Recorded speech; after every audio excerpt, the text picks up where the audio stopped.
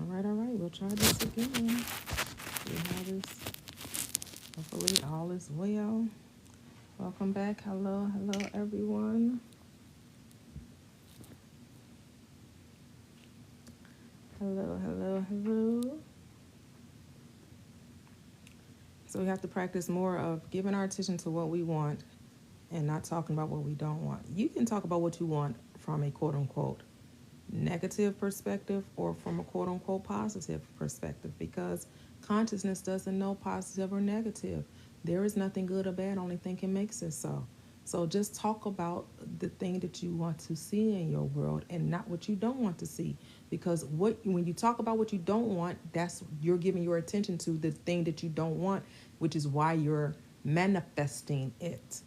So you say you want that SP back. You could talk about them from a negative point of view, and as we deem negative. So you could be like, I cannot believe they have not called me.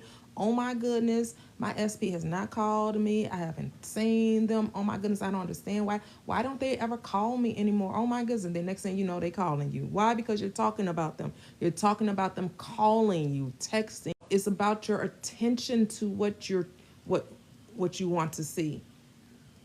And too many of us talk about the thing we don't want, whether we're talking about it positively or negatively. We're giving our attention to the thing we don't want. I don't want stress. I'm tired of not having enough money. I'm tired of not, being able, to do what I want to do. I'm tired of, being sick all the time. I'm tired. So you're talking about being sick. You're talking about not having enough. So guess what? You don't have enough, because all you do is complain about, this thing happens and that thing happens and this thing happens, and you keep giving your focus to that, which is why you keep seeing more of that. You have to understand the laws of mind does not deem anything as a positive or a negative, a wrong or right, a good or bad. That's from a human standpoint. That's us. That's the mind of man. That's who was given the judge. We were given judge over our life. The Father consciousness doesn't judge anything. Only man judges. Hey, we're back. So let me know if all is well.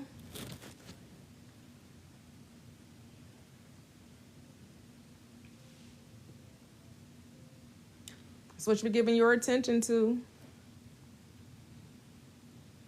We are consciousness experiencing itself.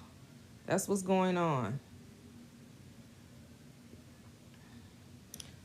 And to get what we want, you don't even have to be that deep. Like, you don't even have to know, you don't even have to accept, you don't have to accept that you're God. You don't have to accept that you're source. You don't have to, all you have to do when you want to experience something, all you have to do is give your intention to having it already. Having faith, believing in this possibility.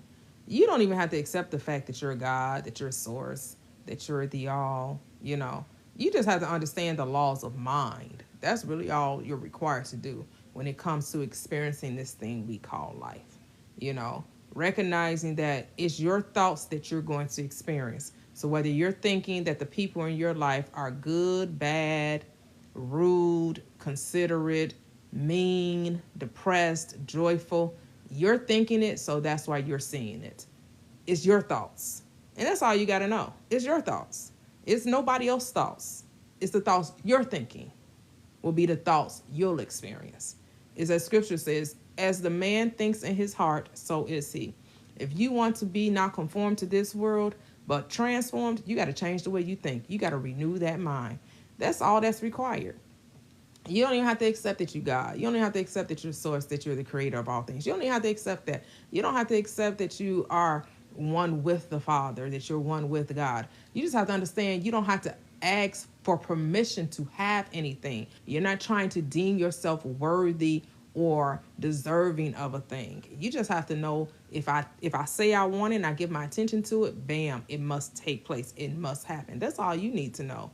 That's all you need to, And the more you do that, the more you'll come to recognize it's your thoughts creating your reality. It's your thoughts turning these, causing things to happen in your experience.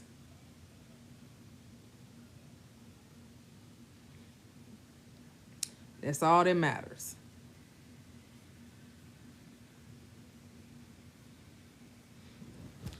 So are we good, guys? Am I still buffering? Because if I'm still buffering, I don't know what's going on. I don't know.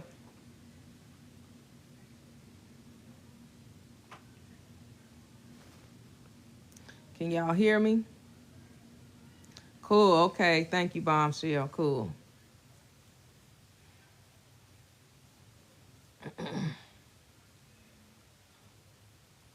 And it's really simple. It's really simple. I know because it's simple, because it's the simplicity of it, we try to, we don't like the simplicity. We want to prove that we should have something. We want to earn it. We want to be like, look, the reason I got it and you don't have it is because I worked for this. Do you not understand the blood, sweat, and tears, the grind, the sacrifice that I had to go through to get this? We want validation. We're told that if it's just given to you, you're not going to appreciate it. We hear that all our life. Nothing in life is free. The best, things aren't easy. Life is a struggle. Things worth having, you have to work hard to get it. We've been told this all our life. So we have this concept, in order to get anything out of life, anything worth having, you got to be willing to sacrifice for it. And the only thing that you have to sacrifice is the belief that you can't have it. Is the belief that you have to work for it. That's what you have to sacrifice. You just got to sacrifice those old thoughts. You got to stop thinking from a limited perspective. You got to stop thinking that things are impossible. That's what needs to be sacrificed. The old way of thinking. That's the only thing you need to give up, let go, be loosed from that mindset. Thank you, Vanessa. That's the only thing that needs to be changed. That's the only thing that needs to be sacrificed. The old state of mind. You got to die to that old belief, the old way of thinking. That's the only thing that needs to be placed at the altar and slaughtered. Is that old mind that tells you that I can only have, I can only have portions. I can only have crumbs from the king's table, instead of knowing that you're supposed to be sitting at the head of the table. You're supposed to be sitting at the head. You're supposed to be feasting on every good thing that you could possibly think of. That it is your right to have the good. Because of who you are, and for no other reason. For who you are. Who do you say that you are? That's it. Let me close my door. Let my son back in.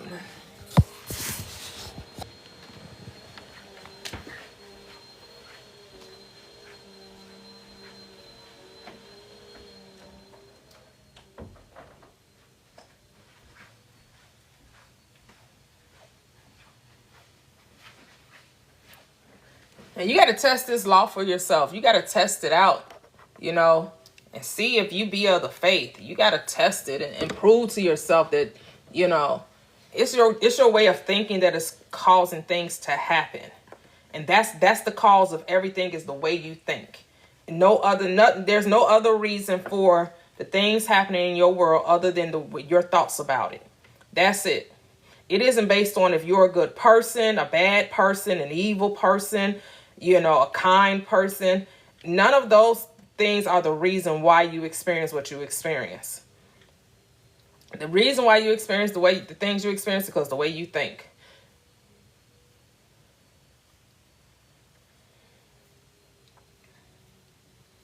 That's it. And learning how to think differently. That's it.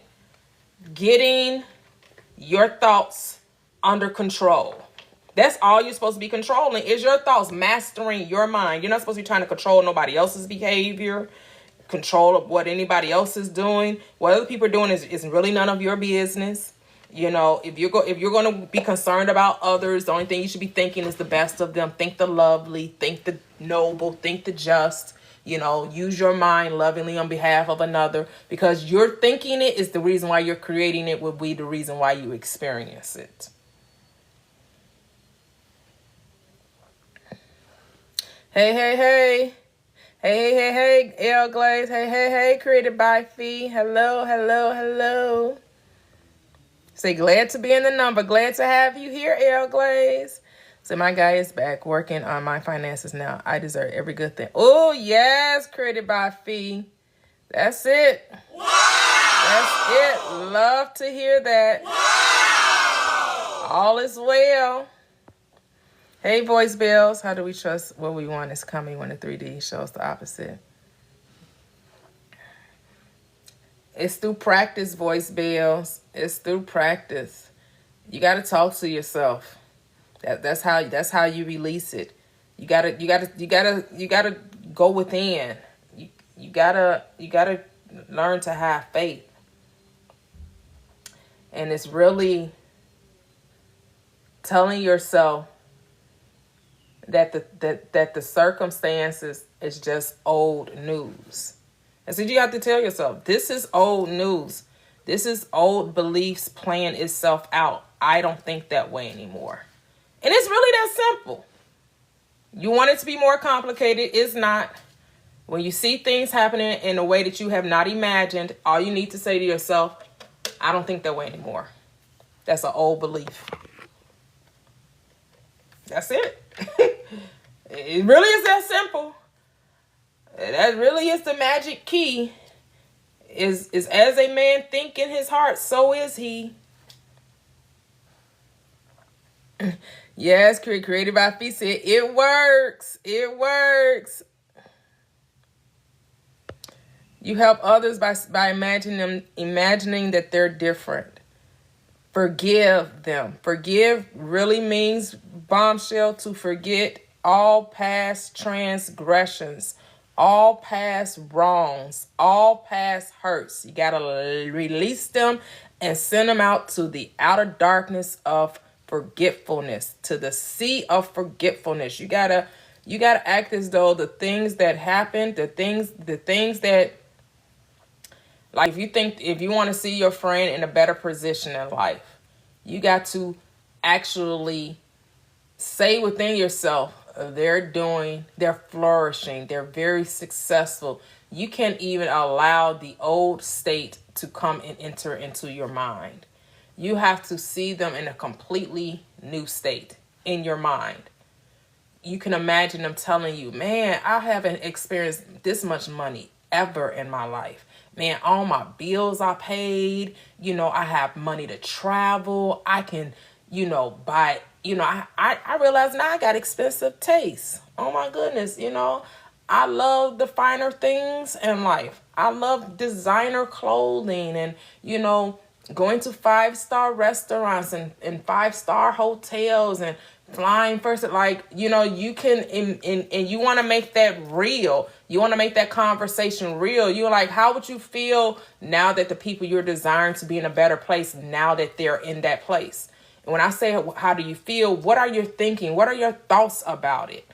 Does it bring joy to your heart? Does it make your heart smile? Does it, like, when you think of them and you're telling telling other people, man, I remember when, they were really on hard times, and now look at them. They're successful. They have a booming business, or they have the career of their dreams, or, they get to live a life of ease, footloose and fancy free, like whatever their desire is, whatever, because not everybody wants to work and be an entrepreneur, and not everybody has the same desires. And I get that, but if they know what it is that they want, see them as already having it. That's how you help them. Respond rather than react. It's practice, but achievable. Absolutely. Hello, Teresa. Yes. Thank you. Thank you, Janae. Yes. Yes. 'Cause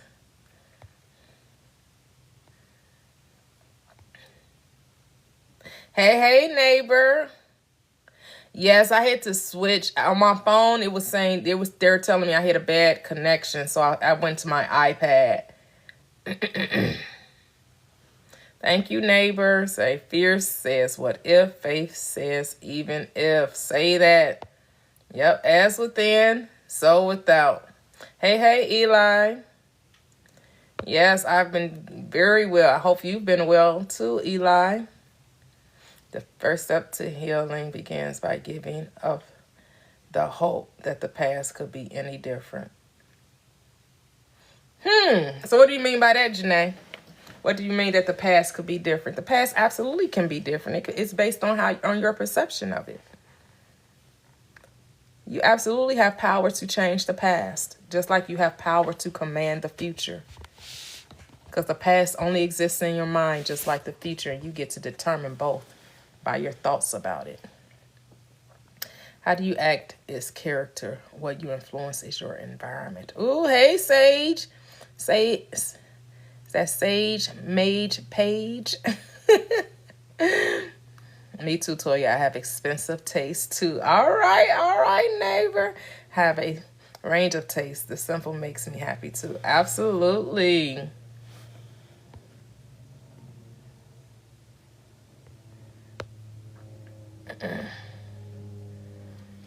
So I've been working diligently to change my thoughts, and finally I'm starting to notice, yes, my thoughts are different on their own.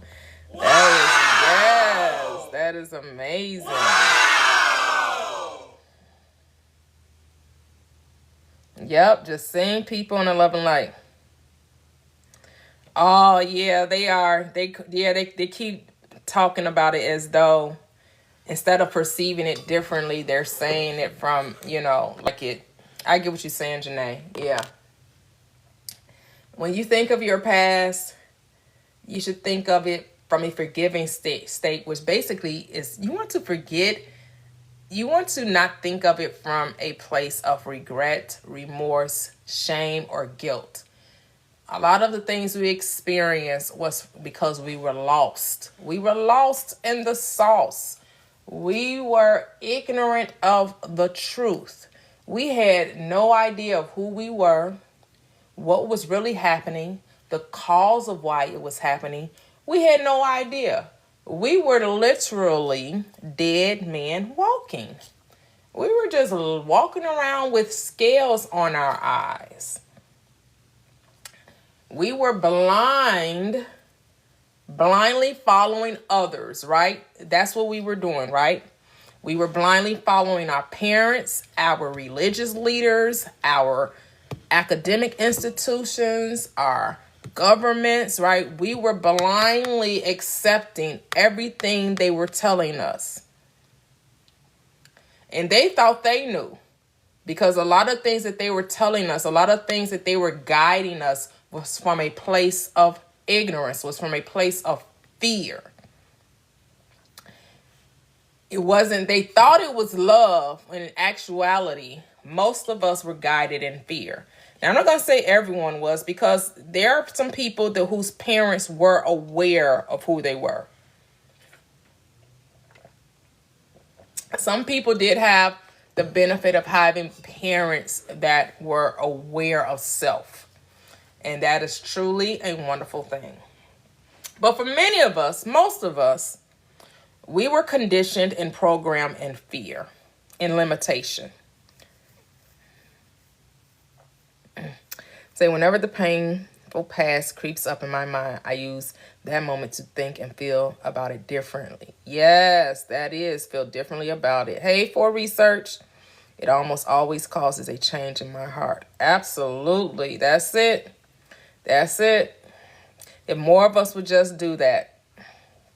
Heal so you see attention is not love. Attachment is not connection. And doing the bare minimum is not effort.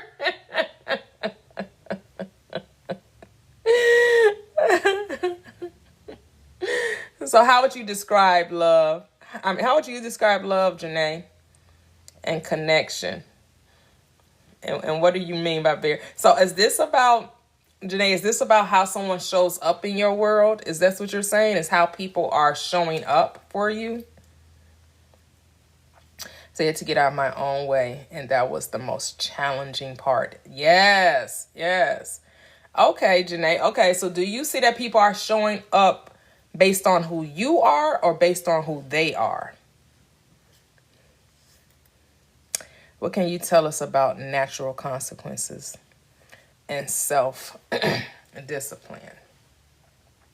Well, when you say natural consequences, what's the consequence? Why the consequence? I don't necessarily identify with that, and it's interesting that you said that because I was thinking about that today. I was having a conversation with my friends on Sunday. We went to work out, and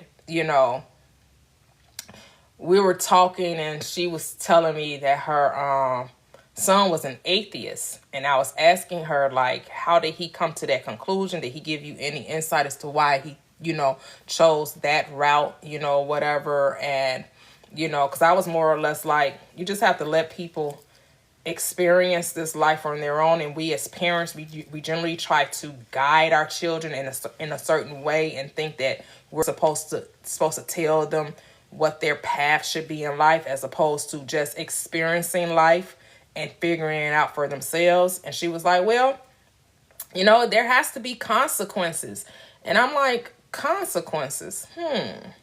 What do we mean? I said, why does it has to be? Because usually when people say consequence, they usually say it from like a punishment. And I was like, why can't the experience just be the consequence? Why does, there has to be a punishment on top of just having the experience? When you say consequence, what do you mean by that? Just the natural effect of your choices and just to see them as experiences? Let's talk. What do we mean when we say consequence? What does that mean?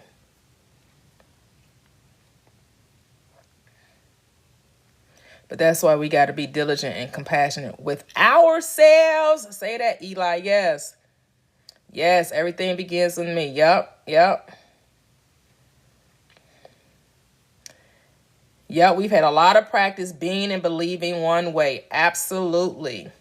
Perhaps the experience isn't punishment, is preparation for something even better. Right. I don't even look at it as punishment anymore. That's a human concept, right, Janae? The human concept is to say, if you do this and you don't do it, quote unquote, the right way, you deserve your consequences. You deserve your punishment. You deserve that outcome. What does that mean? You deserve. You always get the result of your thinking.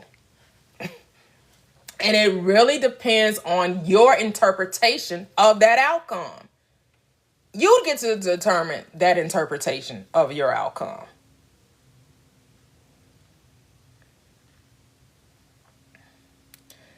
Those labels and limits that are out there are the ones we believe. Yep, the ones we believe to be true, right? Because we think that there should be a punishment, an ultimate punishment for our choices. We think who's deciding what's right and what's wrong, what's good or what's bad? Who's the ultimate judge of that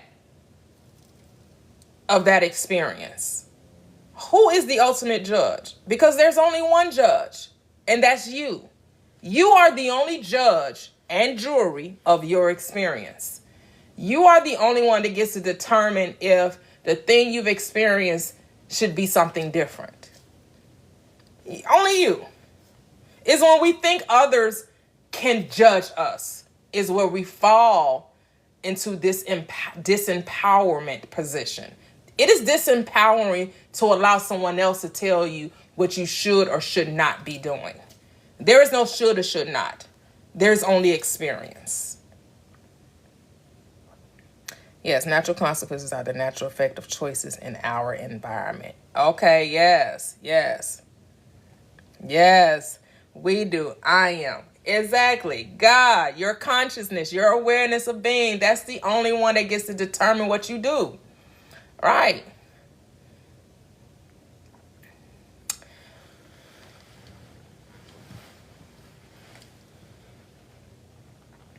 This is why we're told in scripture to not eat off the tree of knowledge of good and evil. And when you come to this awareness of self, you're now to eat off the tree of life. The tree of life is about error and truth. That's the tree of life. The tree of knowledge is about determining whether something is good or bad, wrong or right, positive or negative, the world of opposites. That's the tree of knowledge of good and evil. The tree of life recognizes wholeness, oneness, no separation, no wrong or right, no good or bad. That there's error and then there's truth. Error is the ignorance of self. Truth is the knowledge of self. And when you come to the awakened state, that's what you decide to operate from. To operate from the tree of, to eat off the tree of life. To operate from the state of, is this an erroneous way of thinking, or am I thinking in the way of truth? And that's it. Because the truth is, there's nothing wrong or right, only thinking makes it so. There's nothing good or bad. Only your thinking makes it so. The truth is you are unlimited. You are unlimited. You are eternal. You are infinite. You are here experiencing life however you deem necessary, however you choose to do so. You are experiencing life. You are consciousness experiencing itself. And you decided to put on limitation, which is the five senses, which is the physical body. But when you awaken, you decide now it's time to unlimit yourself. You've had the experience of limitation. Now you're going to decide to unlimit yourself while still in the form of limitation.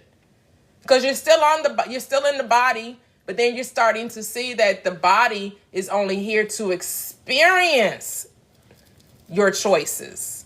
That's the point of the body, to experience your choices.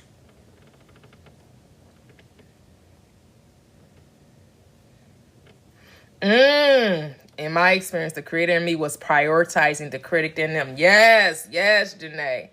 Yes. The awareness is the self-discipline to abide beside our faith. To abide beside our faith, to light our path to the desire. Yes. Yes, we are awareness itself, right? We are awareness itself.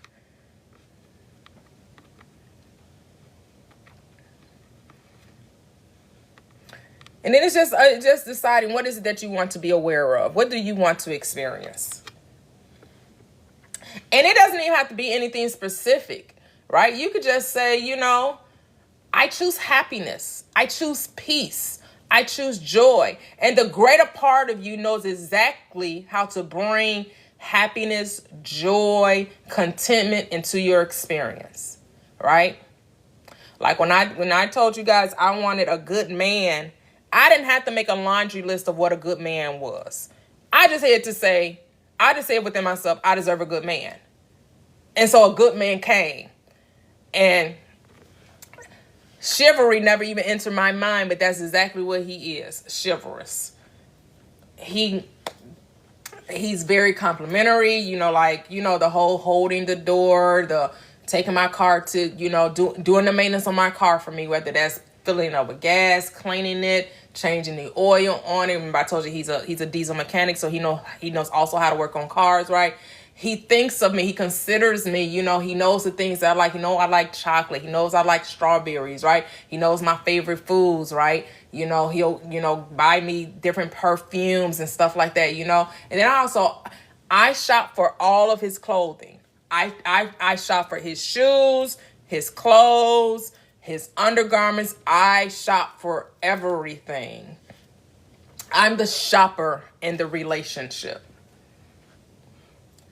But do I ask him that, hey, what you think of this? What do you think? Yes, I do. Sometimes I ask him what would he like, and he's like, oh, yeah, that's cool, or that's fine, but he's not very picky, very easy,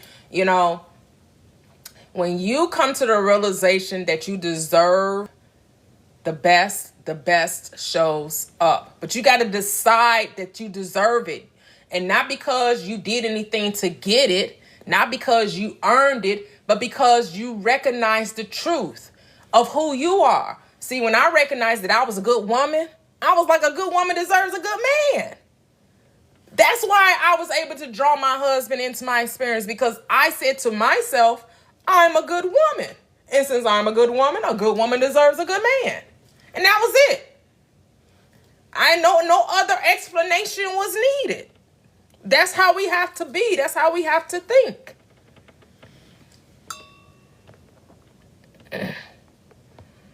Say, I recently had a really difficult exchange with a coworker. It took me 3 days to forgive. And remember, they are me too. Right. Oh, yes, Eli.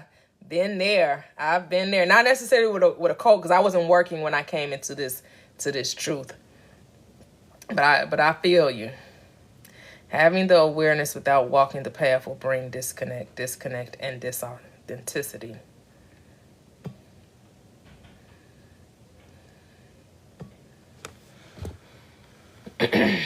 Well, we'll never be disconnected from the self. We may not be aware of it, but we'll never be disconnected. We can never not be God. We may not be aware that we're God, but we'll never be disconnected from that truth.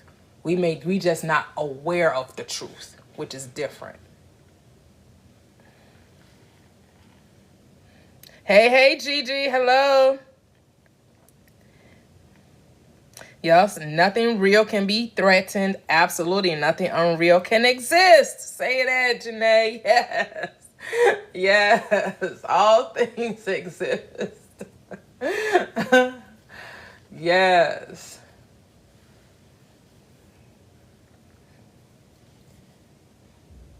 And it's all about deciding who do you want to, now that you've come to the awareness of self, now that you've decided, now the giant within you has awakened within you,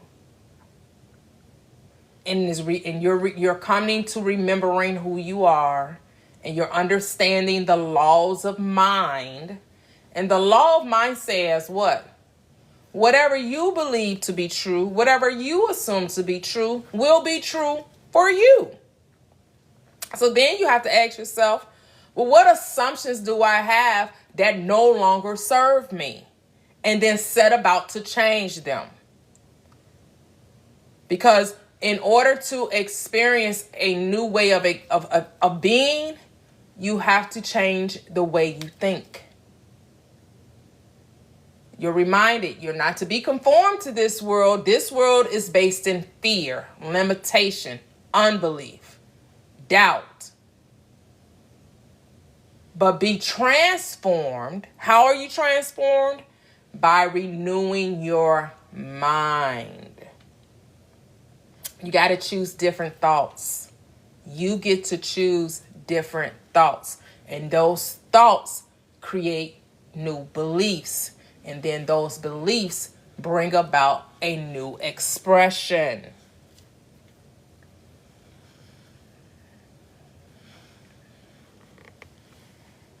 Say level of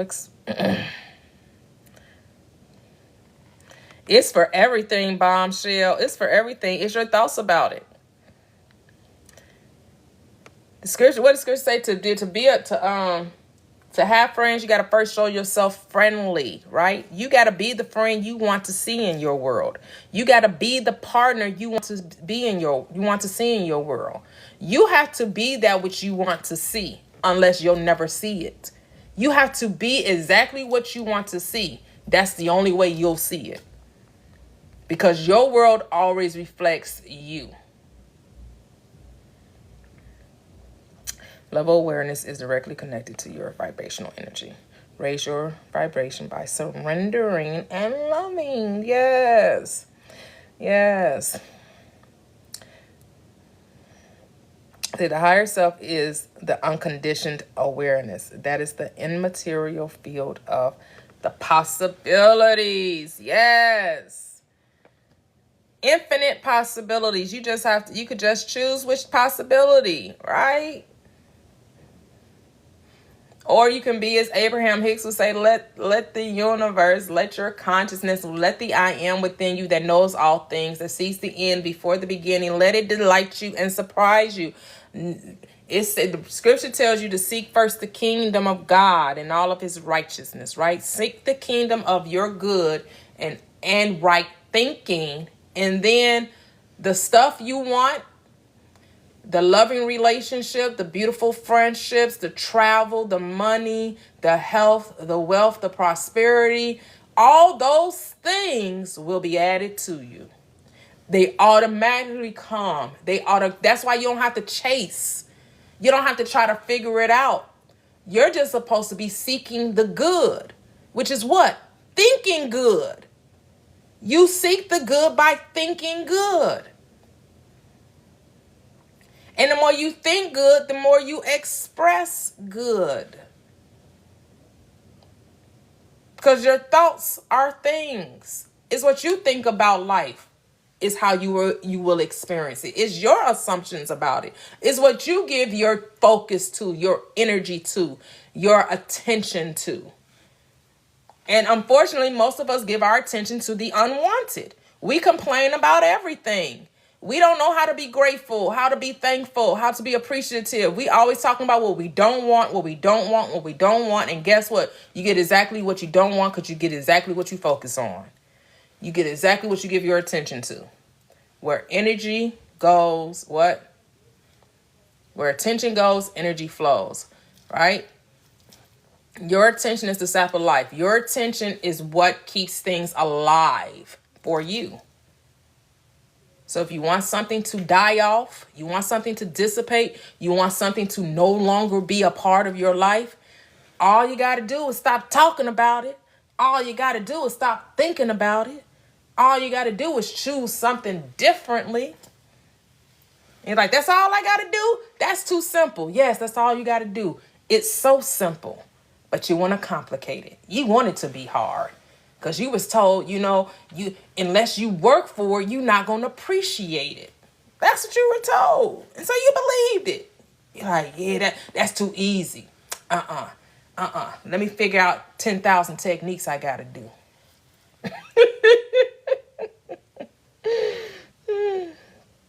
In the beginning was the Word. Yes. Hey, Almighty.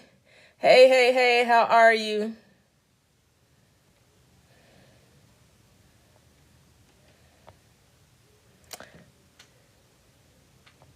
Right, do these relationships still serve me in 2025? So I agree about connection. Even in disassociated states, I am still in my body and have a mind. Yes, I believe it and have it. Absolutely. In the beginning was the Word, and the Word was with God, and the Word was God. Yes, one of my favorite scriptures. The narcissistic will disconnect you to the people you can meet in a potential timeline.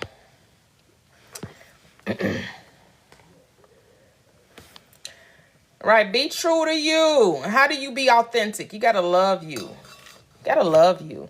You gotta love you. Because it's not about other people. I know we want to keep making this about other people. It's not about other people. When you take your attention off other people and put your focus totally on you, yes, you must be selfish in this thing called life, because the people only are there to show you who you are for no other reason. Do you not know you're the producer, you're the director, you're the author, which means you're also the editor?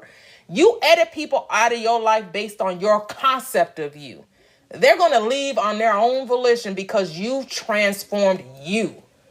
It ain't about them. It's about you. You're the star in your world.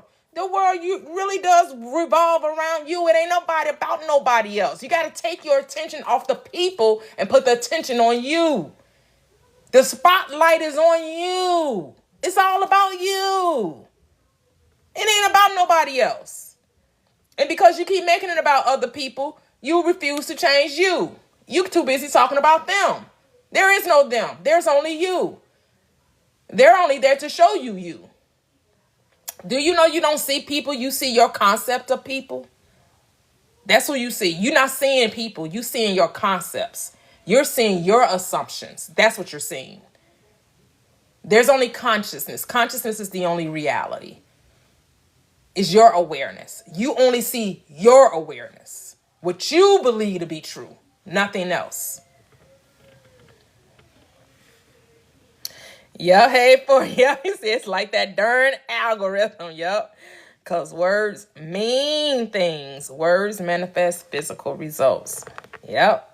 But they mean exactly what you say they mean. Be aware, our brains will seek those dopamine fixes. The scrolling, complaining, Netflix drama. So then when you get it finally, you don't even believe it. You reject it. Say, been a while, missing your lives. My phone was cutting. Oh, that's okay, Almighty. Welcome back.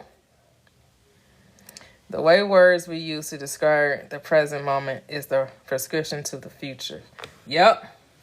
Self-full. Yep. It really is your thoughts, and your thoughts are the only ones that matter. You have to get into the mindset that what other people think about you is none of your business. Who cares what other people think? It only matters what you think, because it's your thoughts that turn to things, not other people. People will tell you how to think. People will tell you how to feel, but guess what? You always have a choice. You can either receive what they're saying or reject it. You are no victim. And too many of us play the victim. Well, my mama said, my father did, my grandparents was, my children are, my significant other does. They're all there showing you. That's it. So when you get through pointing a finger at the mama and the daddy and the grandparents and the siblings and the co-worker and the boss and the children and the significant other, where do you fit in all this? Who's the common denominator in all of those relationships? You are. All causes lead back to you. See, it's one thing when you didn't know the law of mind. And yes, you could play the blame game. You could have the pity party. You could do the woe is me. You can operate from victimhood. Yes, I get that. But now you're in the awakened state. Now you're on the path to knowing self. Now realize that consciousness is the only reality, that everything begins and ends in you. You are the author and the finisher of your faith.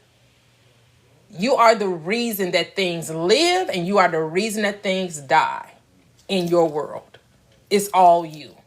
You keep things alive by your attention to it, and things die by your negation of it, which means you turned your attention towards something else. You turned your back on it. So then it is no longer apparent to you. You're no longer aware of it because you gave your attention to something else.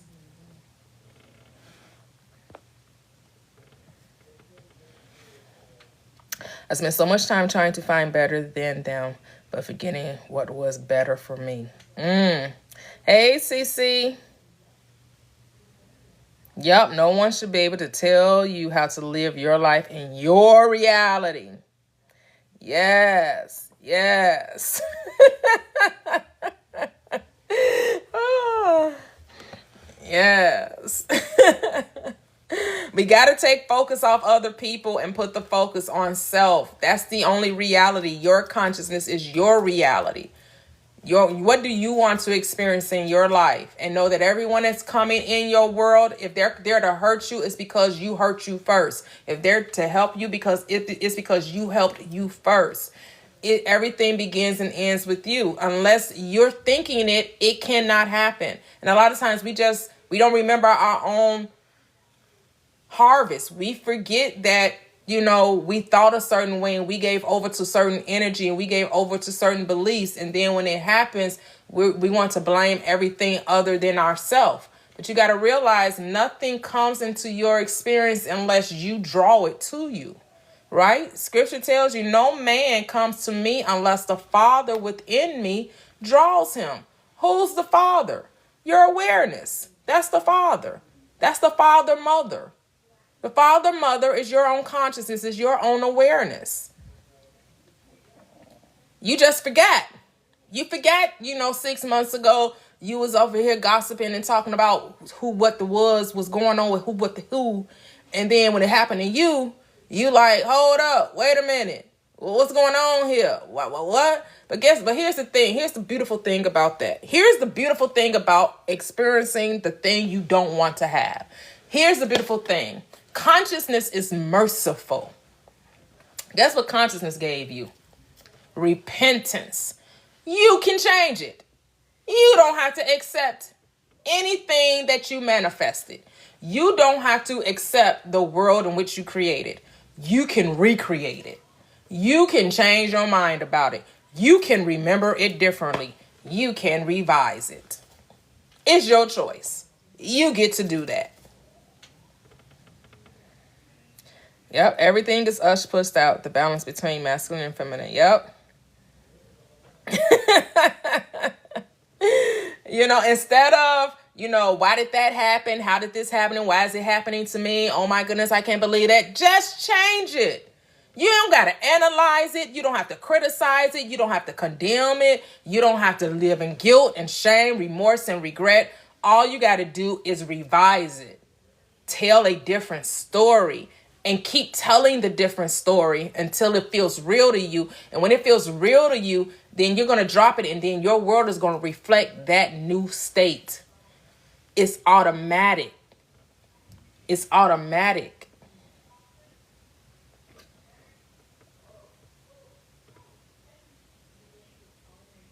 Right?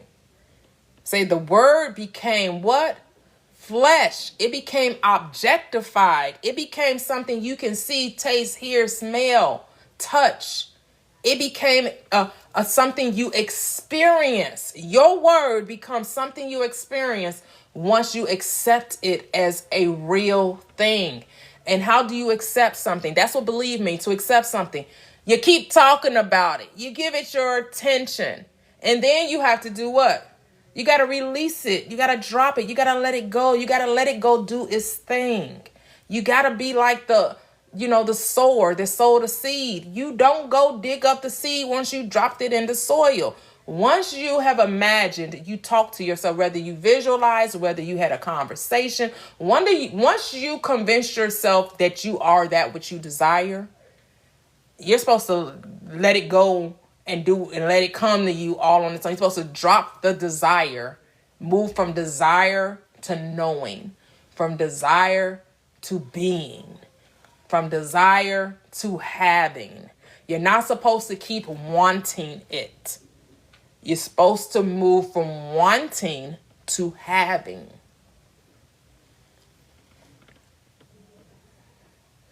So that's the therapist in you, Janae.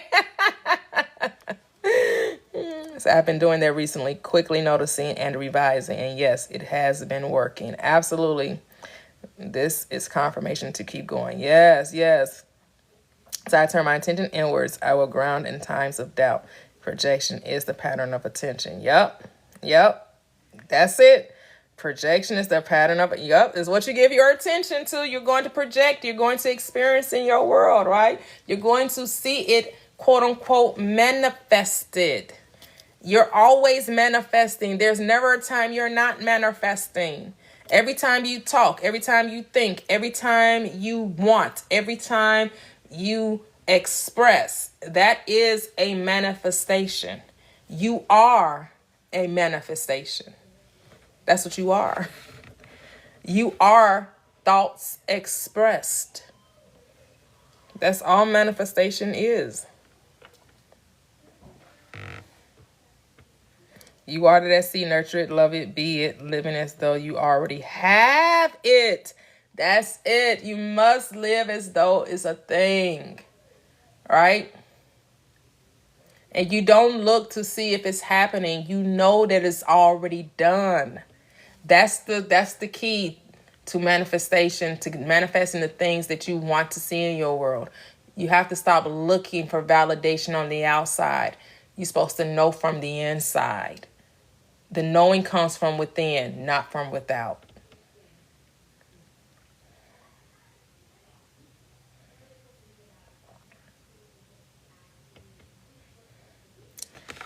Yep. And the thing is that we just have to train our minds to just stop talking about the circumstances. Stop talking about the 3D. Just talk about what you want. Talk about what is. Talk about, and what is the way you want it to be. That's how you should be talking. What you want it to be. You know? You should be using the present moment as a time of reflection, rejoicing, thanksgiving, and praise. That's what the present moment should be. Now should be, oh my goodness, I can't believe this is happening to me. Oh my goodness, it was taking so long for, my SP to call was taking so long for, the money to come in was taking so long. No, no, no, no, no. You should be using this time as being mindful, being aware, being in the thankful, appreciative, gratitude. That's what you should be doing in the present moment. That's what you should be using the present moment for. Not using it to complain and to look around and to see why the thing you want hasn't showed up yet. That's exactly why it hasn't shown up yet. Because you keep talking about it, it hasn't shown up yet. So you're getting exactly what you believe. You're getting exactly what you're giving your attention to. You're giving your attention to it not being there, which is why it's not there. Yeah, that's it.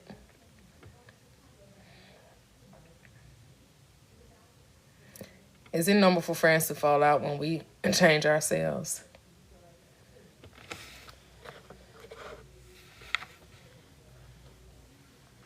It's normal for us to feel like we're losing something when we have to change it and see all that we've gained. It really is your perspective, Bombshell. It really is.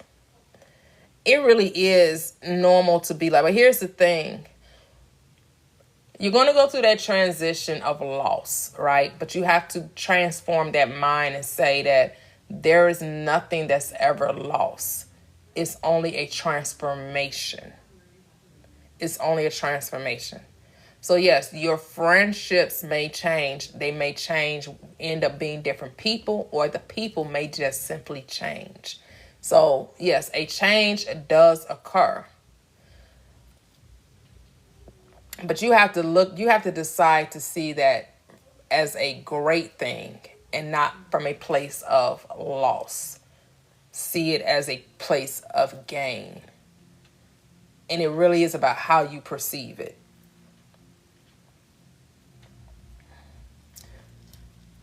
It really is your thoughts about it.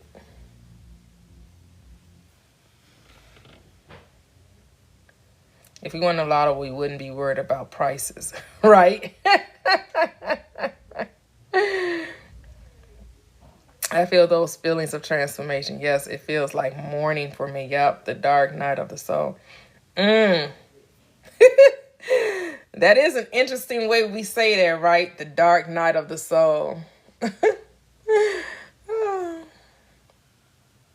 What does that mean, the dark night of the soul? I've heard that. I've heard people say that, but what does that mean? I never really delved too much into that concept, the dark night of the soul. Yes, when detachment happens, when you're detaching from an old state, you do experience the separation in your body. So is that what we mean? Like you do feel the separation, the change that's occurring within the body. You can feel that, and it does feel like you're in the moment losing something.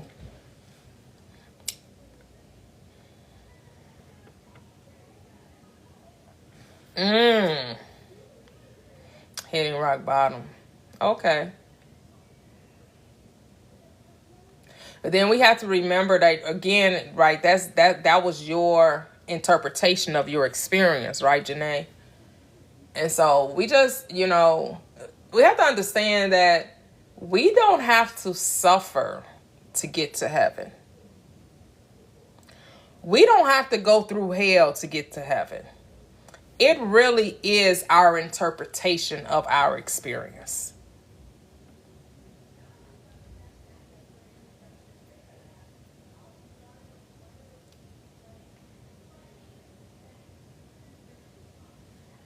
detaching from matrix, if you will. That sounds so cheesy, but you get what I mean. Right.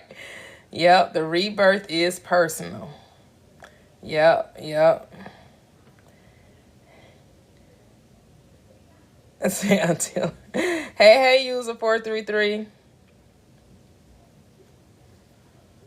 I believe everybody's experience is going to be different. There's no one way to experience. The way to experience the transition, the transformation is infinite. And it really depends on each individual's perspective.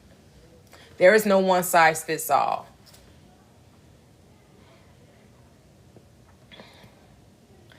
Not everybody is going to perceive their experience the same way. And nor should we.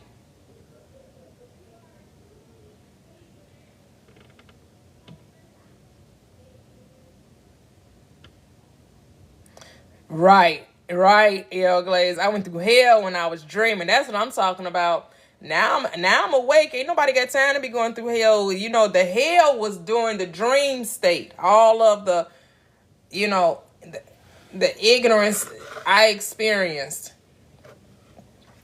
Now I understand that hell is a state of mind. It's not a necessary event. It truly is a state of mind. It truly is what you think of it. And so if you think of it from that perspective, then to thy own self be true. But that will only be your experience. That don't make it true for everybody else. It only makes it true for you. Because that's how you decided to give meaning to the experience.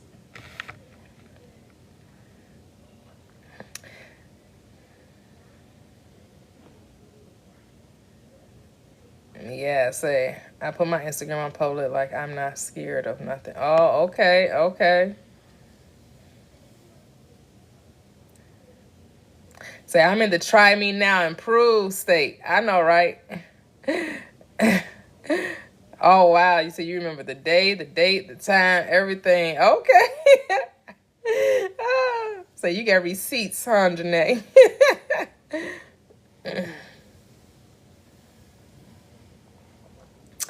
Is Nasani, is this O? Did you change your name again? Oh.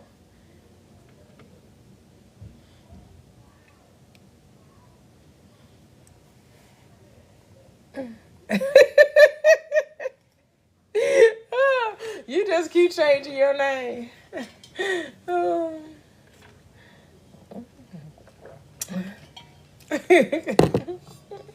You like, yep.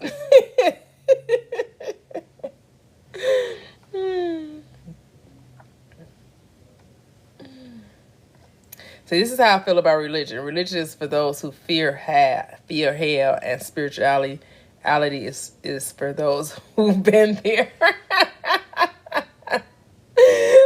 Oh, right. But here's the thing: the religious folks don't even know they're already experiencing hell. They think it gets worse. They think They think there's something even worse awaiting them. As if their life right now isn't already, you know.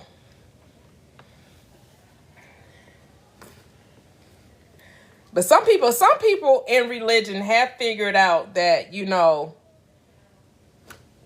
you can live good over here on this side of heaven. You can live good on this side of life, you know. Because I'm not going to say everybody in religion, you know. Some of them,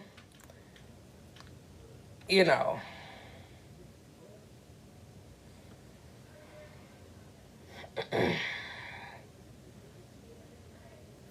some of them figured out. I believe some of these leaders know that, you know, now is where it's at.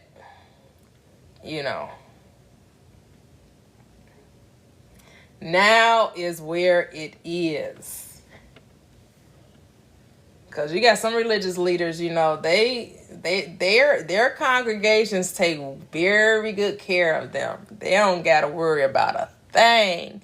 All they got to do is get up every Sunday morning, tell them, thus saith the Lord, convince them that God said to sow a seed of faith and come on and get ready to give up that money.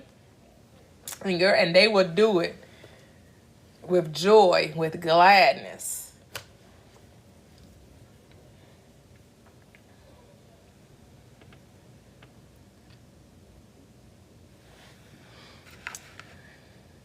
On earth, yes, as it is in heaven. Yes, as in your mind shall it be in your world. Everyone I know is still hiding behind their fields. Okay. Yeah. Hey, Michelle. Hey. Right. You said you happy your brain has sense now? Yes. Hey, Jumi baby, he said, thy kingdom come, thy will be done on earth as it is in heaven. Yes, and the kingdom is supposed to be on earth. It's not supposed to be somewhere you go, right? It's supposed to be right now, in this nowness. Say, I'm not religious, but I do read the Bible more with a new perspective. Yes, Vanessa, I definitely do too.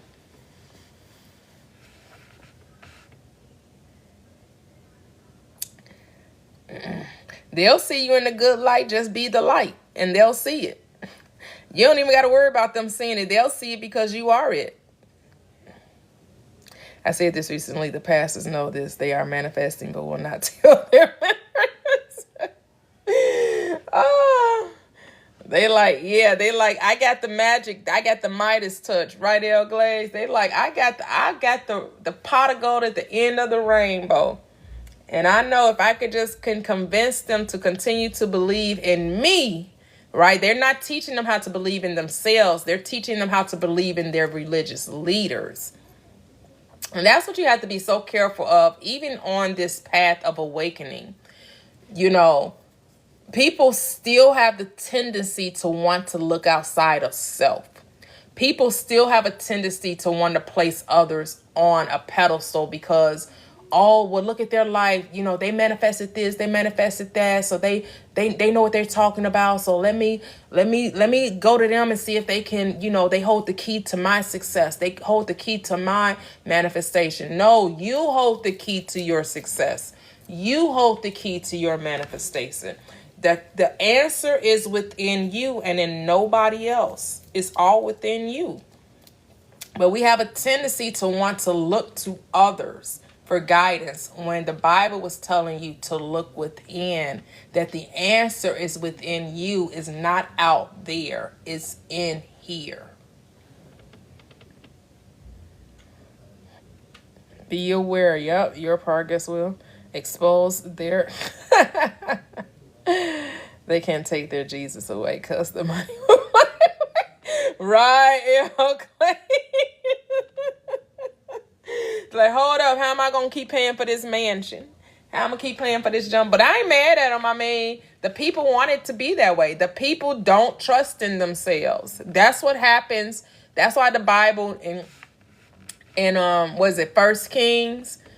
Or was it First Time? Somebody told me the scripture. It was, you know, when the Israelites, they wanted a king. People want leaders. You know, you hear it in the world today. Who's our leader? Who's the black leader? Who's this leader? Who's that leader? You know, people are always looking for someone else to lead them. People don't want to fall on their own sword. They don't want to live and die unto themselves. They want to be able to, when things don't go right, they need a scapegoat. They need to be able to blame someone else, right? Because when you take full accountability for your life, then when things don't go right, there's no one to look around to blame. Then you know that you are accountable, that you're the only party to go to. It's only you, it's nobody else. And a lot of people find that a difficult thing to accept. They're like, hold up. It was cool when I could blame my mama. When I can blame, you know, the pastor because he wasn't right, because he showed favoritism. You know, I could blame the government, you know, because we didn't put the right person, you know, in the White House, in the Oval Office. You know, I could blame, my boss, because, he like brown nosers, and, they don't never notice the good that I do. They always overlooking me. It's easy when you can point the finger at others. But the Bible, this truth is about self-actualization. This truth is about self-empowerment. This truth is about self-accountability. Yep, everything is within. 1 Samuel, when they wanted a king and got King Saul, they were warned. Yep. Toyia, your time and energy today, you're truly changing people's lives. Make it a great day. Oh, thank you, Janae. You have a wonderful day too. Yep. And it's done. Oh, you're so welcome. Enjoy your day. Have a wonderful day. Yep. Because the Bible is a psychological drama. The Bible is a book all about you. The Bible is telling you you don't need to look outside of yourself. You don't need to go to others for approval, for validation, for help. All you need to do is go within. Trust that I am within you. You have the power. The power is within you, right? The New Testament tells you that you don't need that any man teach you. You have the Comforter, the Spirit of truth. He will bring all things to your remembrance. The I am will show you exactly, will lead you in the way you should go. It will lead you. It will not depart from you. It will make your crooked paths straight. You just got to learn how to trust in you. We've been putting our trust in men. He said, why are you putting trust in men whose breath is in his nostrils? These people know about us just as much as you do. They don't know no more than you. You can pray and get the answer just like they can pray and get the answer. You can go within and meditate and get the answer just like they got to do the same thing you got to do. They got to go within. They got to pray. They got to listen. They got to follow directions. They're going to do things that benefits them. So why not do things that benefit you? Their decisions are based on what benefits them. I need you to make decisions that benefit you. What benefits you? Because people get mad when you choose you first. They would rather you choose them. Now make that make sense. Oh, you mad because I chose me? But you choosing you, and you wanted me to choose you, but I chose me. I ain't mad you chose you, so you can't be mad that I chose me. It's funny people get mad because you choose you because they want you to choose them. Hold up. What? No. You chose you. I'm going to choose me. Like what? Yes. Greater is he that's in me than he that's in the world. Yes. So you should not feel ashamed. You should not feel bad. You should not feel guilty because you choose you. That's the whole point of this experiment. This experience is to learn to trust in the God within you, the I am, the immortal being that you are, that part of you that knows the end before the beginning, that's going to lead you down the path of righteousness, because that's the nature of the divine mind, is right thinking, the right way. That's why you got to get still. You got to still the mind. You got to stop all that worrying and complaining and being anxious and fearful and doubting. You got to still the mind from that way of thinking and get into the mind of trust, of knowing, of peace, of the presence, the mindfulness. Learn how to trust you. I am the Lord your God who will teach you the best way to... Yep, that's it. Always leads and guides you to the best outcome. Always. It may not be the way you think. And you just got to know, no matter what's happening, it's happening for your good. No matter what's happening, it's happening for your good. That's what you got to tell yourself. That's what you got to remind yourself. It's all happening for your good. Pouring into people to the point of exhaustion was my... Oh, yeah. Yeah, we got to realize people don't need saving. People just need an example. They don't need saving. They just need you to show them the way through what? Your life. You let your light so shine that men may see your good work and they glorify the God within you. And then they're going to come and ask you, what did you do? And you're not supposed to do it for them. You're supposed to show them what to do and let them do it for themselves. They need to know the power within them, just like you know the power within you. When you do for others what they can do for themselves, they turn around and then they blame you when stuff don't go right. Nope. You ain't gonna get to blame me. Nope. Isolation and separation teaches you a lot, and you learn these things to rely on God. Yep. That's it. You gotta learn how to rely on yourself. That doesn't mean that you're not going to have relationship. That doesn't mean that you're not going to be generous and kind and loving and harmonious, right? It doesn't mean that you're going to treat people like less than or think you're better than someone else. That isn't what that means, because you choose to do what's best for you. Because you choose peace. You choose, understanding. You choose knowledge of self.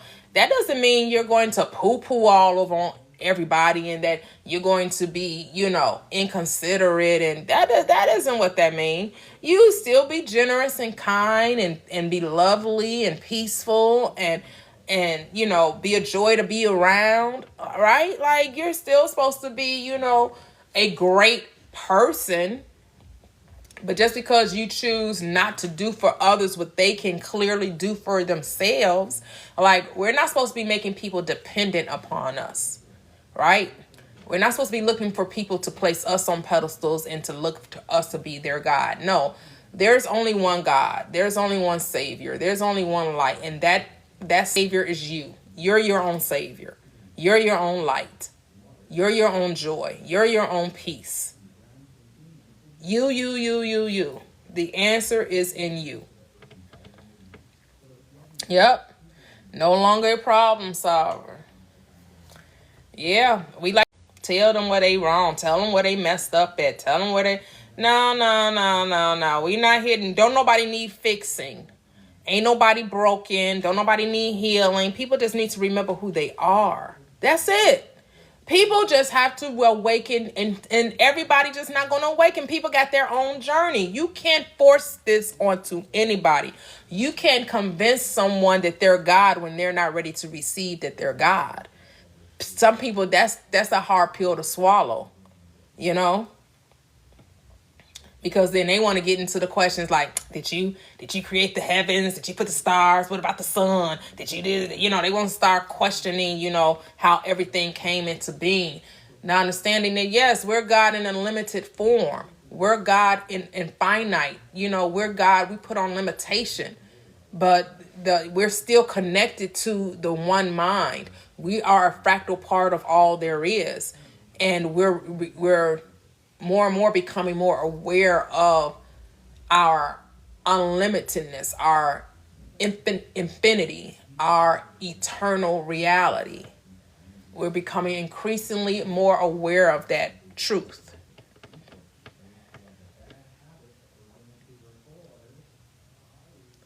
Yep, it doesn't help them at all. It makes them dependent on you. They create gods out of you. They make you be their God. And you ain't to be nobody's God. There's only one God. They don't need you. They only need them. I was trying to force this onto my partner. I realized it's not my job. They have to wake me up. I wouldn't want anyone to have interrupted. Yep, that's it. By trying to rescue me. Yep.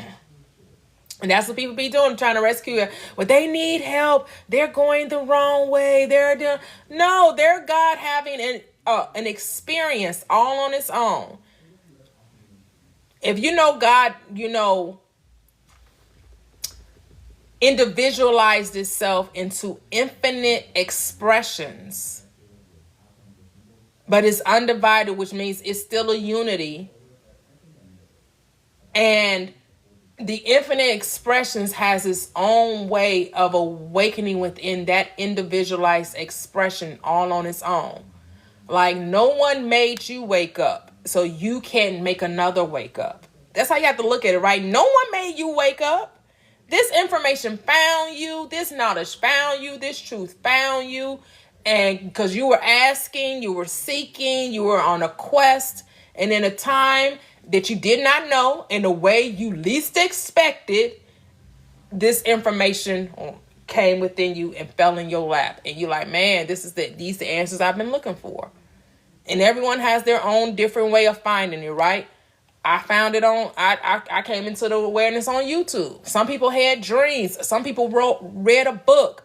Some people, saw a movie. I mean, everyone had a different way of coming to this realization. No two people are going to have the same story. Because it's infinite. It's infinite ways of coming to this truth. And then everyone is at a different level. Everyone has had different mystical experiences. Everyone has different awareness of being. Everyone is on a different time lap. Everyone is. Hey, Stacy saying, I agree, but I also believe my SP sees me as a blessing to be. Oh, yes, absolutely. Absolutely. I agree with that too. Yes. Yes, you want people to know that you are joy to be around, right? Here's the thing. When you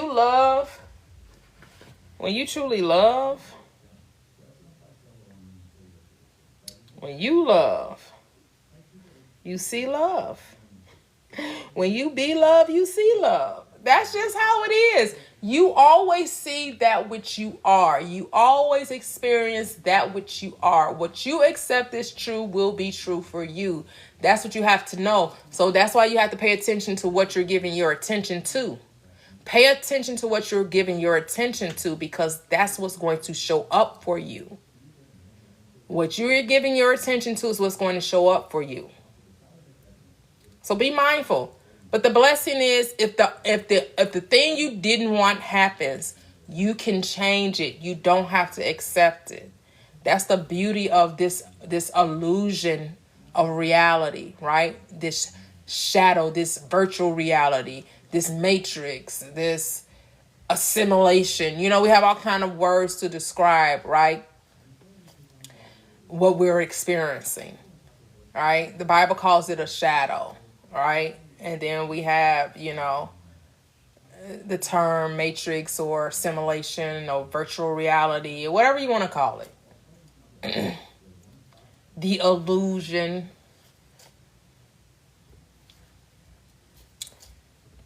And we call it reality. We call it reality. What's your reality? Your reality is going to be different from my reality, because my reality is based on my beliefs. What I assume, what I accept. Your reality is going to be vastly different from that. You just have to decide, what reality do you want to see, and give your attention to that, But here's the thing. We all want the security, the success, the ease and flow of life. We want to be able to do what we want to do whenever we want to do it, for as long as we want to do it. We all do. We want to have as much money as we can possibly, allow to come into our experience, because we have, we've created a society, a matrix where money is required to live this thing we call life. And so we want to make sure that it is available to us at any moment of time, whenever we deem necessary, right? We want that wealth, that riches to be available. And the availability comes in different forms. You got to be open to the availability and the myriad of forms in which it will show up in your world. So it may show up as dollars and cents. It may show up as a gift card. It may show up as a sweepstakes. It may show up as a lottery win. It may show up as a casino win. It may show up as you just finding a pocket, a purse full of money, a wallet full of money. My daughter told me that her best friend was in a restroom and found a wallet with $600 in it. She said she's a good Samaritan. She thought God wouldn't be pleased with her if she kept the $600, so she took the wallet to the manager of the establishment. Couldn't have been me. I found a wallet with $600 in it. I'm like, oh, because there's no right or wrongness in the economy of God. Like, I'm pocketing the $600. Thank you. I might have returned the wallet, but the $600 was going to be mine. But we don't know what that person was manifesting, right? Because I told my daughter, I said, well, I remember I lost my Louis Vuitton wallet in Aldi's. Went home, recognized I didn't have it. I was like, oh, somebody turned it in. Went back to Aldi's and said, did somebody turn in the wallet? They was like, yes. They told me to describe it. And they gave me my wallet. It had everything in it. All my cards, all my ID, all my credit cards, all my money. Everything was there. So I got my wallet back. So I'm like, we don't know what the person that lost the wallet, they must have been manifesting that they would get their wallet back with all the money in it. That's why she found it. Because she was going to be the good Samaritan, quotation marks, that will return it with all the money. Had I found it, that person would have got that wallet back minus the $600.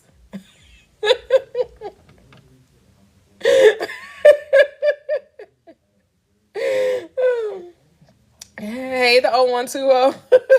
So I brought a wallet all the way to someone's house before. I don't know how much it had. Oh, okay, nice. I was like, my dad was like, bruh, right?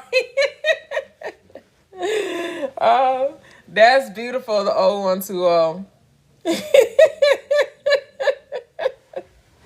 Yeah, you better than me. You better than me. I mean, I also had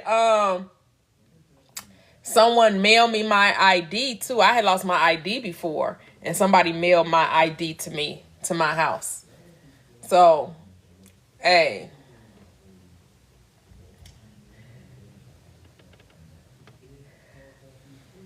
The thing is that you just have to look at it. Don't look at it from a right or wrong perspective. Look at it for what do you want to do in that moment, because nobody's judging you but you. That's how you have to look at it, right? There, you can't look at it as, because there ain't no God standing over you watching you saying, now you know this ain't right. Now you know this is wrong. No, ain't nobody doing that. That's the mindset we got to get out of. Ain't nothing is standing over you telling you should or shouldn't be doing a thing. You got to get out of that mindset that something is right or wrong, good or bad.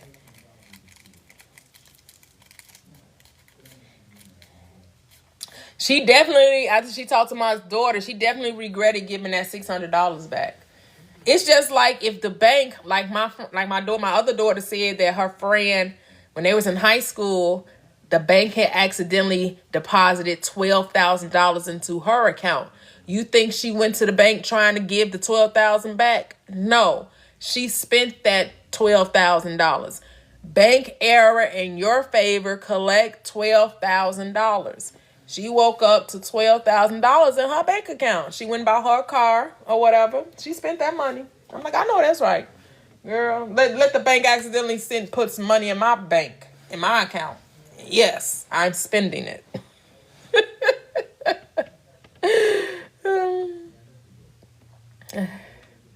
So yes, anytime I've lost my ID, it always shows up in my mailbox. Yep.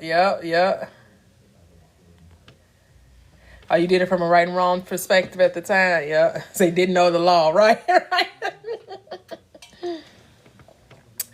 I was like, oh, here's my chance to show I'm a goody two shoes, just like everyone says. Yup, neighbor.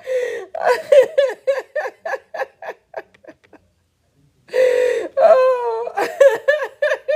You would have returned the money, neighbor. You would have gave that $12,000 back. No.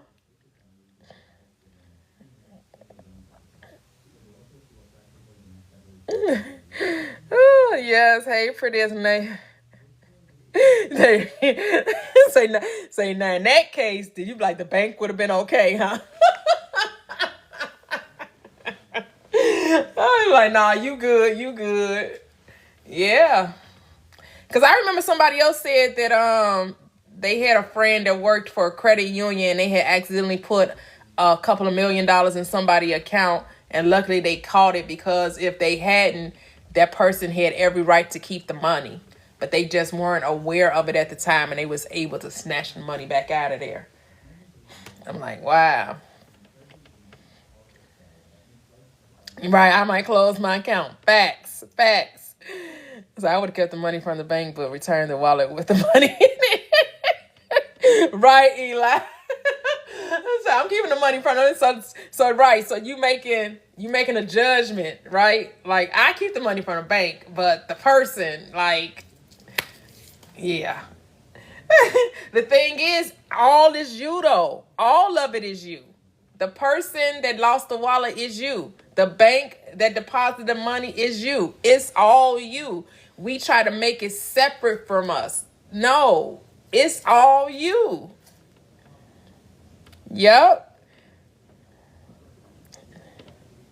Right. So today I would do something different. Yeah. Hey, Cynthia. Yep. The person, bank, all both me. Yep. That's it. That's it. Yeah. You can't, don't let as they say, don't lick the gift horse in the mouth, right? Don't look the gift horse in the mouth. Say, thank you very much. Thank you very much.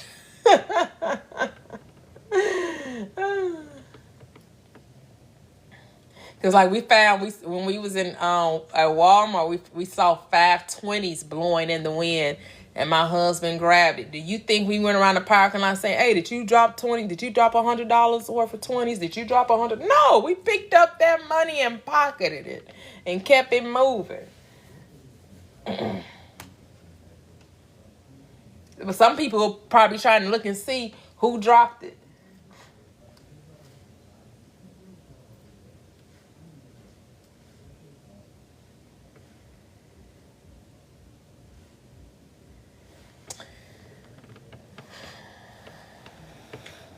Yes. Shows me where I'm still judging myself for no reason. I'm one of yep. Yeah, we got to release the judgment. But it comes with, practice. And when you become more aware and knowledge of self, and just know you're creating this reality through your assumptions about life. So it's just all of your assumptions, and there's no wrong or right. There is nobody, there's no punishment at the end of this life. There's not even a punishment during this life unless you believe that there should be a punishment. We got to get out of the mindset of punishing ourselves for the things we do, saying, oh, the consequence. There are no consequences, right? Because any choice you make, if you don't like it, you get to revise it. So where's the consequence? Where's the judgment? Where's the punishment? You get to change it. You don't have to accept it.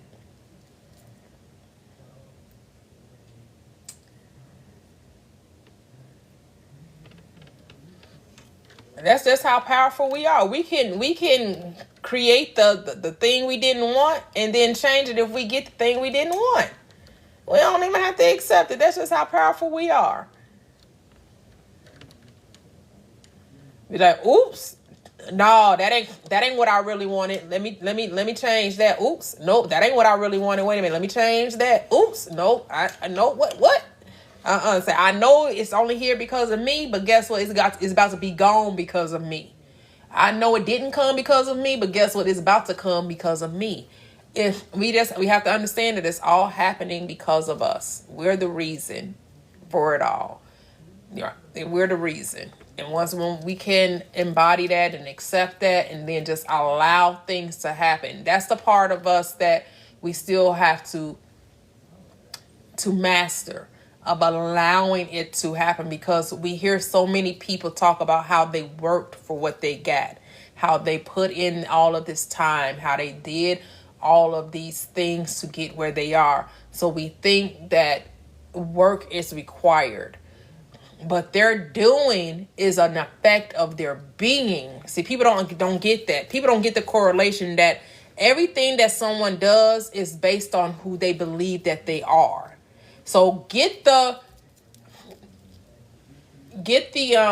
embodiment of the thing, be the person, and then the doing will be natural. Then that's when you'll see the flow and the ease and the comfort of the expression. But when you're trying to do something that you have not become, that's when you get the stress, the strain, the compromise, the sacrifice. That's when you get the frustration, aggravation. All of those things happen because you're trying to force a circle into a square hole. You're trying to make yourself be something before being it. You're trying to make it happen as opposed to allowing it to happen, because you didn't change who you were. You tried to change the outside.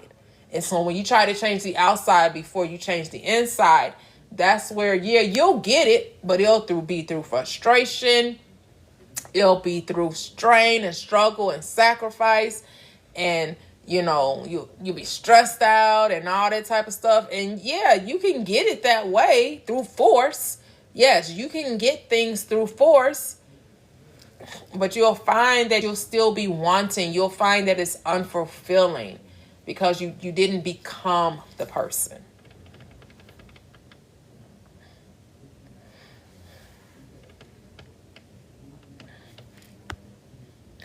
Say, all of my exes dream boats, and I love my relationships with them. The same with my current. Oh, yes, I revise. Yes. The revision is real. It doesn't feel like revision. Yep. By the time I got scared and manifested a job by accident, revised and was let go 3 days. Oh! Yes, the past is different now. Yes. I've had so much love coming off of my thoughts of them because their thoughts of me. Yep. That's it. Be calm and become. Yep. The work is mental. Once you have done the mental work, disciplined the mind. Once you've disciplined, paid attention to how you're thinking, who you're being in the moment, being whoever you decided you want to be. See that in your mind. What does that look like? What am I doing? Who am I talking to? What am I talking about? And reminding yourself that your word does not return to you void. That because you spoke it, it makes it so. And that's it. Just remind yourself, I spoke it, so that means it has to happen. Because I said so. That's what makes it so. And that we just have to keep telling ourselves that, well, I said so that makes it so. I don't care what's going on. I spoke a thing, and it must happen. I'm going to just, stop tripping, chill out, relax. It's okay. And you have to be willing to do that even when it looks like the opposite is happening. That's the testing of your faith. That's the working of your patience. Can you persevere and remain faithful even when the appearance says it's not happening? Even when it looks like there's no way the thing you desire can come to pass. Can you remain faithful? Can you persevere? Can you persist in the knowing? That's the testing. That's the trying of your faith. That's it. The trying of your faith is not to try to get you to punish you or condemn you or, to hurt you. No. The trying of your faith is for you to prove your faithfulness. That's it. It's to prove to yourself that you can trust it and that you don't walk by sight, but that you do walk by faith. You don't allow conditions and circumstances to dictate. You're proving it to yourself. That's it.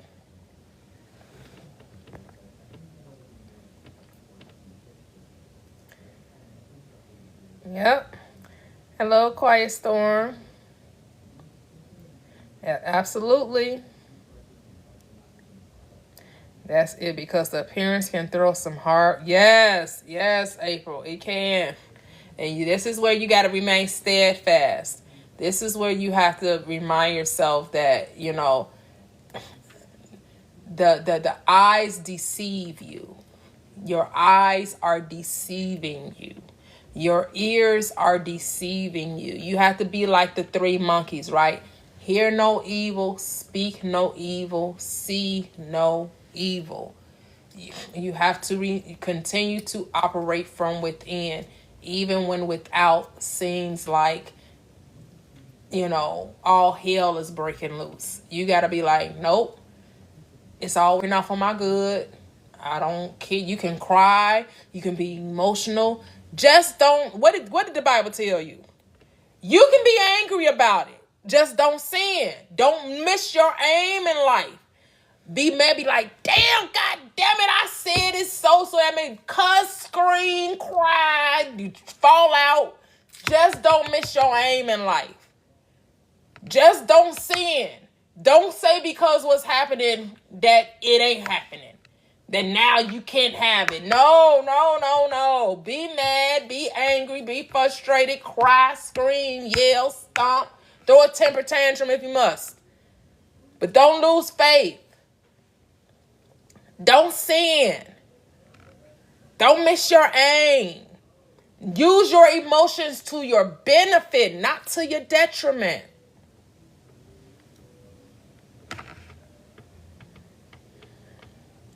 Hey, peace and blessings. Yep, mindset over eyesight. Yep.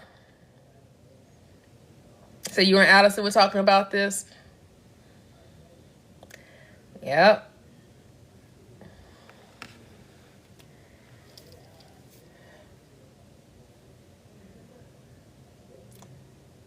You ever said, let patience have her perfect work, right?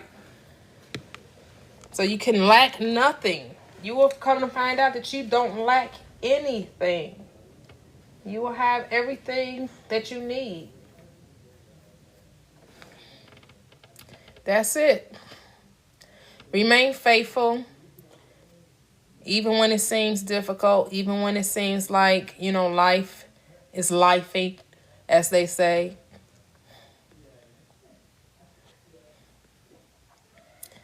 I say get angry, get emotional. I know, you hear teachers telling you that, if you weren't on that high flying disc, you were keeping your desire from you. That's BS. You're God. You came to experience emotion. You can have emotion. You just don't let emotions rule. You dictate your emotions. You use those emotions to benefit you, not to harm you. You don't let the emotions decide that you can't have a thing. You get to decide if you can have a thing. And decide that it's already yours. Decide it's already done. Because remember, I told you, it's not what you say, it's what you give your attention to. It's what you give your attention to. So you can say that you could talk negatively about the thing, quote unquote negatively. You can use can't, don't, won't. You can say all those things as long as you're talking about the thing. Just talk about it. Give your attention to it. The thing you don't want to do is talk about the thing you don't want. That's what you don't want to give your attention to the unwanted. That's what you have to be cautious of. You have to be cautious not to talk about the thing you don't want to happen. That's what you got to be so aware of.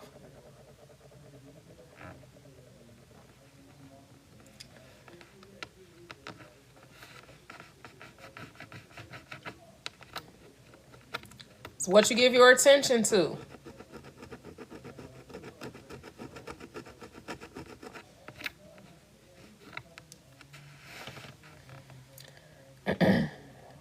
So I pointed out to my sister how she often talks about what she doesn't want rather than what she does. Oh, and that line is so thin sometimes. So she was not happy, huh? You said that line is so thin.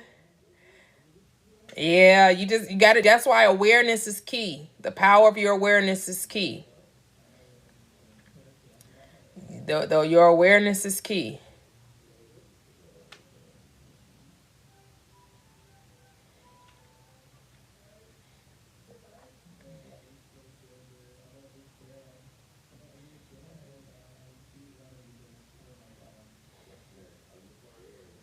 Yep.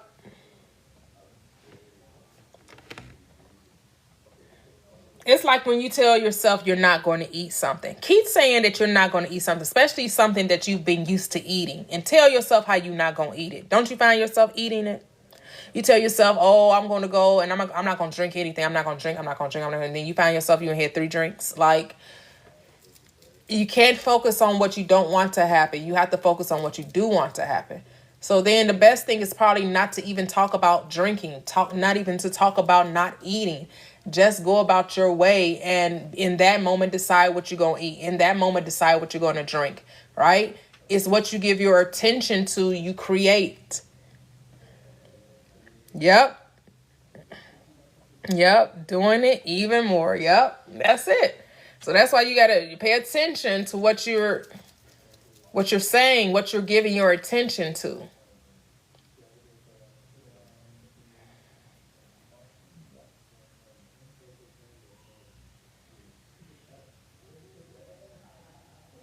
Yep. Hey, Alexa. Thank you, Big Healing. Welcome. And the 4 steps is always the same. It never changes. You're always deciding what you want to experience based on your focus on it, right? And that's your acknowledgement of it.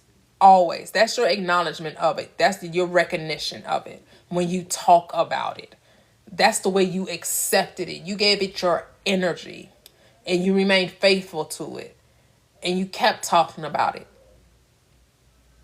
And then you're supposed to do what? Just trust that it happens. Because here's the thing, which is so crazy, right? When you're talking about the thing you don't want to happen, and you see that it happened, you realize you did nothing to make it happen, right? You just found yourself in that situation. You got to look at it. That's how it is with your desire. It's the same way, right? It's the same law. It's the same. The law never changes. It never changes. Things happen as a result of what you give your attention to. That's why you don't have to worry about if it's going to happen. It always happens.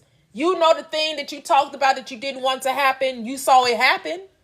You didn't make that happen. Same thing with the desire. You don't make your desires happen no more than you made the undesirable happen. Just remind yourself of this. Yeah, I didn't make that undesirable thing come into my experience. I was thinking lack. I was thinking I didn't have enough. I was thinking, my person didn't love me. I was thinking they didn't want to spend enough time with me. I was thinking, all of these crazy things. And then wham, bam, thank you, ma'am, you experienced it. Happens with the desirable too. You thinking, oh, this thing. Eventually you stop,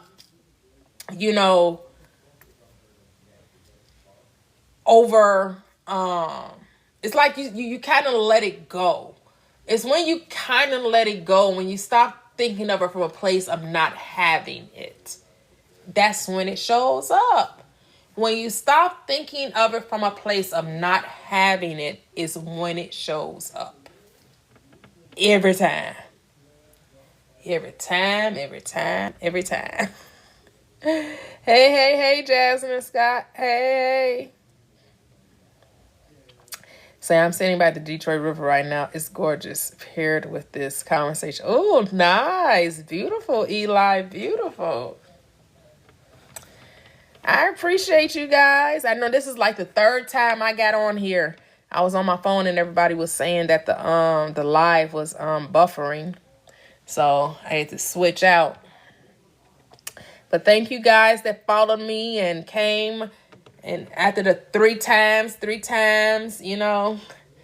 it worked. So I had to switch to the iPad. But I'm about to get up off here now. Appreciate you guys so much.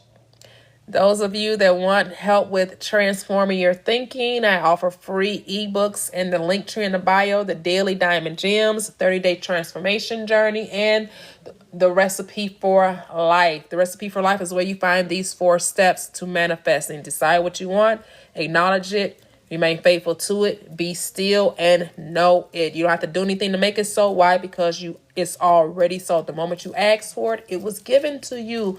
You just got to trust. You just got to know. You guys have to remain faithful to it. despite anything that's going on, in spite of all the fears, the doubts, the limiting beliefs, know that the thing you ask for already belongs to you. The affirmation books, they're just, the scripture, and it's just a way to retrain the mind. Some of us may find it a little, difficult to change our way of thinking when we first come into this knowledge, because we've been conditioned and programmed to fear and doubt and limiting beliefs. And now we're being told that we're infinite, eternal, powerful, unlimited beings, that we can actually have and be whatever we desire. And we're like, say what now? Wait a minute. I told that only certain people get certain things, and you had to know the right person. You had to have so much education. You had to have the right skill set. And you're telling me all I got to do is see myself with it and it shall show up. Yes, all you have to do is claim it, declare it, and it shall be so. But you must remain faithful to it. You got to trust it. You got to what? Give your attention to it. Thank you guys so much. Appreciate you guys. And we'll be finishing Neville Goddard's 5 lessons on Thursday, 6 p.m. Central Standard Time. The final lesson, I believe, is remaining faithful to your desire. I think that's the name of something like that. I know it's something about, maintaining your faith in your desire, not giving up on your wish, on your fulfillment. So that lecture is pretty long, but good stuff about reminding us. He talks about his techniques as far as the state akin to sleep. That's really the technique he's reverting back to in all of his lessons. Lesson 1 through 5 is telling you to imagine you already have it. Talk to yourself as though it's already done, and remaining faithful to it. Not worrying about how. The how is not your work. He drives that home. It is not your work to figure out the how. Your only work is to believe you already have it. That's the only condition given to man, is to accept that the thing you ask for already belongs to you. That's our only work. We're supposed to condition our mind to believe that we already have the thing we asked for. That's it. I know it seemed too simple. A lot of us like to question it. We try to figure out how to work for it. We try to figure out how to prove worthiness. We try to figure out how to prove deservingness, when all you're supposed to do is remain faithful. You're just supposed to have faith. That's it. That's it. You're only required to have faith. Nothing else. Yes, absolutely. And all right, guys. Catch you next time. Bye-bye.